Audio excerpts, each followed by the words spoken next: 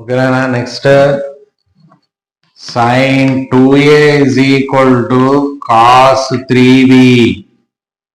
sin 2a is equal to cos 3b లేదా cos a రాసుకో.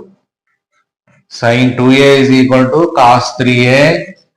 Find a అని bits లో అడుగుతాడు నన్ను. ఫైండ్ a కదా, find a. sin 2a is equal to cos 3a, find a. ఇటువంటి సందర్భాల్లో మనం adding these through angles 2a plus 3a is equal to 90 degrees కి ఈక్వల్ చేయాలి. 5a equal to 90 degrees, a equal to 90/5, a is equal to 155, remain 4, 18 times. Now a value 18 degrees. ఓకేనా. sin 2a is equal to cos 3a, find a, very important bit. అటువంటి సందర్భాల్లో ఈ 2 angles equal చేయాలి. ఇందాక మనం ఒక video చేసాము, sin 0 degrees is equal to cos 90 degrees value equal అని. 0 ప్లస్ 90 ఎంతనా 90. That's why 2a plus 3a both 2 angles 90కి ఈక్వల్ చేస్తే ఏ వాల్యూ వస్తుంది.